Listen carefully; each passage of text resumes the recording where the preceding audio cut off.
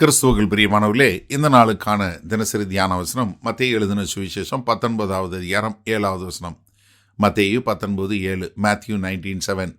அதற்கு அவர்கள், அப்படியானால் தள்ளுதற் சீட்டை கொடுத்து அவளை தள்ளிவிடலாம் என்று மோசே ஏன் கட்டளையிட்டார் என்றார்கள். இப்போ பரிசேயர்கள் என்ன பண்ணுறாங்கன்னா, இயேசு கிறிஸ்துட்டே என்ன மோசே சொன்னது தப்பாக சொல்கிறாங்க. மோசே கட்டளையிடவே இல்லை. அவர் என்ன பண்ணார்? அதாவது ஒரு மனைவியை தள்ளி வைப்பதற்கு அனுமதி கொடுத்தார். ரெண்டுக்கு வித்தியாசம் இருக்குது. ஏன்னா இங்கே மோசையை சொல்லும்போது மோசே என்ன பண்ணார்? அவங்கள நீங்கள் எப்படி தள்ளி வைக்கலாம் அப்படிங்கிறதுக்கு ஒரு அனுமதி கொடுத்தாரு. நீங்கள் உபாகமம் 24வது அதிகாரத்தில் ஒருவன் 1வது வசனம் பாருங்கள். முதல் 4 வசனம், நான் முதல் வசனம் மட்டும் வாசிக்கிறேன்.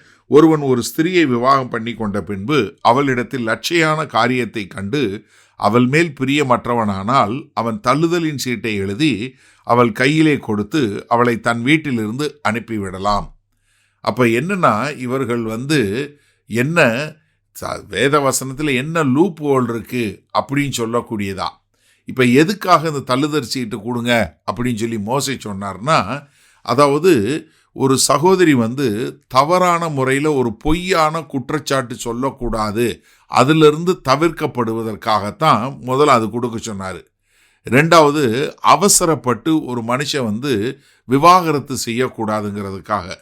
மூன்றாவதாக, அவங்களுக்கு ஒரு சட்டப்பிரகாரமான ஒரு சரியான ஒரு தெளிவு உண்டாக வேண்டும் என்று சொல்லக்கூடியதற்காகத்தான் மோசே இந்த அனுமதிச்சாரு. அவர் கட்டளையாக கொடுக்கல. ஆனால் இந்த பரிசேயர்களும் அதற்கு பின்பாக வந்த ரபாய்க்கெல்லாம் என்ன பண்ண ஆரம்பிச்சிட்டாங்க? அதை எடுத்து அதை ஒரு லைசன்ஸ் போல் உபயோகப்படுத்த ஆரம்பிச்சிட்டாங்க. ஏன்னா அவங்க அந்த நாட்களில் அவங்க செஞ்ச காரியங்கள்லாம் ரொம்ப சில்லின்னு சொல்லுவோம் இல்லையா? அதாவது ஒரு ஒன்றுமே இல்லாத காரியங்களுக்கு, சாப்பாடு எரிஞ்சு போச்சு, அவங்க பார்த்தா அழகா இல்லை, அவங்க கர்த்தருக்கு அவங்க கணவனுக்கு பிரியமாக நடக்கலை, இல்லை அவங்க ரோட்டில் ஓடுனாங்க, அவங்க கணுங்கால் தெரிகிற அளவுக்கு நடந்தாங்க, இப்படி ஏதாவது ஒரு காரியத்தை சொல்லி அவர்கள் என்ன பண்ண ஆரம்பித்தாங்க? விவாகரத்து பண்ண ஆரம்பித்தாங்க. ஆனால் ஆண்டவருடைய இருதயம் என்ன? மல்கியா தீர்க்கதரிசி புஸ்தகம் 2வது அதிகாரம் 16வது வசனத்தில் ரொம்ப அழகாக சொன்னார். என்ன? தேவன் விவாகரத்தை வெறுக்கிறார். ஏன்னா அது உடன்படிக்கையினால் உண்டான அன்பு. அதே மாதிரி கர்த்தராகிய இயேசு கிறிஸ்து ரொம்ப அழகாக சொன்னார். மத்தேயு 5வது அதிகாரம் 31-32 சொன்னார். என்ன? விவாகரத்து வேசித்தன முகாந்தரத்தினால் அழிய வேற எந்த ஒரு நாளையும் விவாகரத்து பண்ணக்கூடாதுங்கிறத ரொம்ப தெளிவாக சொல்லி கொடுத்தாரு. ஆனால் இந்த பரிசேயர்கள் சட்டத்தில் என்ன ஓட்டை இருக்குது என்று சொல்லி கண்டுபிடிக்கக்கூடியவங்களா, அதை கொண்டு எப்படியாவது மக்களை அவங்களுடைய விருப்பத்திற்காக அவங்க என்ன பண்ண ஆரம்பித்தாங்க? இந்த விவாகரத்து பண்ண ஆரம்பித்தாங்க.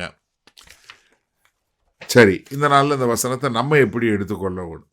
அதாவது நம்ம வேத வசனம் வாசிக்கிறோம் இல்லையா? இந்த வேத வசனம் வாசிப்பது அதன்படி நம்ம வாழ்க்கை இருக்க வேண்டும் என்பதற்காக வாசிக்கிறோமா, இல்லை நமக்குடைய விருப்பங்களை நிறைவேற்றுவதற்காக வசனம் தேடி வாசிக்கிறோமா? நல்லா யோசிங்க. நீங்கள் இப்போ பைபிள் வாசிக்கிறீங்க. இந்த பைபிள் வாசிக்கிறது அந்த வார்த்தையின்படி என் வாழ்க்கை மாறணும், அந்த வார்த்தையை வாசிக்கிறேன், அதுக்கு நான் கீழ்ப்படுகிறேன், அதற்கேற்றாற்போல் என் வாழ்க்கை மாற வேண்டும் என்பதற்காக வாசிக்கிறீங்களா? இல்லை நீங்கள் பைபிளை மூடிட்டு டப்புன்னு அங்கங்கே திறந்து உங்களுக்கு பிடிச்ச மாதிரி ஒரு வசனம் வர்ற வரைக்கும், எப்படி உங்களுக்கு பிடிச்ச மாதிரி உங்களுடைய விருப்பத்துக்கு ஏற்ற மாதிரி ஒரு வசனம் வர்ற வரைக்கும் வாசிச்சுட்டு, ஆஹா எனக்கு வசனம் சொல்லிருச்சு அப்படின்னு சொல்லக்கூடியவங்களா இருக்கிறீங்களா? நீங்கள் வேத வசனத்தை எப்படி கையாளுறீங்க? இந்த வேத வசனம் வாசிக்கிறேன், ஆண்டவரே அதற்கு நான் கீழ்ப்படிந்து வாழ வேண்டும் என்று வாசிக்கிறீங்களா? இல்லை எனக்கு நான் செய்கிறது சரி என்று சொல்வதற்காக வாசிக்கிறோமா? ஏன்னா கர்த்தருடைய பூரண திட்டம்னு ஒன்று இருக்குது, கர்த்தர் அனுமதிச்சதுன்னு ஒன்று இருக்குது. ஏன்னா மோசே என்ன பண்ணுறாரு? மனுஷனுடைய இருதயம் பொல்லாததாக இருக்கிறதுனால அவங்களுக்கு என்ன பண்ணுறாரு? பெண்களுக்கு ஒரு பாதுகாப்பு வேண்டும் என்பதற்காக அவர்களுக்கு இந்த தள்ளுதற் சீட்டை கொடுத்து நீங்கள் இது பண்ணலான்னு. ஆனால் கர்த்தருடைய திட்டம் ஒரு நாள் அப்படி கிடையவே கிடையாது. அப்போ எனக்கு அருமையான சகோதரனே சகோதரியே, இந்த செய்தியை கேட்டு கொண்டு இருக்கிறீங்களே, நீங்கள் சிந்திச்சு பாருங்க. நீங்கள் விவாகரத்து பண்ணுவதற்கு ஏதாவது வாய்ப்பு கிடைக்குமா, இல்லை ஏதாவது ஒன்று கிடைக்குமான்னு சொல்லி தேடி கொண்டு இருக்கிறீங்களா? இல்லை, ஆண்டவரே நீங்கள் எனக்கு இந்த திருமணத்தை கொடுத்துருக்கீங்க, அதற்கேற்றாற் போல் நான் வாழ வேண்டும் என்று சொல்லி வாழக்கூடிய மக்களாக இருக்கிறீங்களா? சிந்திச்சு பாருங்கள் ஒரு நிமிஷம். ஏன்னா இன்றைக்கு அநேக கிறிஸ்தவர்கள், அநேகர் தங்களை கிறிஸ்தவர் என்று சொல்கிறவங்க மதியீனமாய் விவாகரத்து பண்ணக்கூடிய காரியத்தை பார்க்குறோம். எனக்கு அருமையான சகோதரனே சகோதரியே, இனி அப்படி இல்லாமல் இந்த வேத வசனத்திற்கு கீழ்ப்படிந்து கர்த்தர் சொன்னபடி வாழ நம்ம கற்றுக்கொள்வோமா?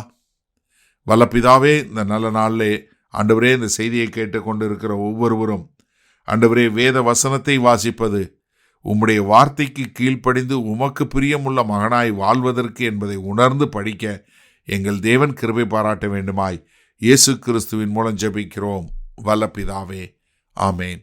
கர்த்தர் உங்களை ஆசீர்வதிப்பாராக. நாம் இன்று மாலை மண்ணால சந்திப்போம்.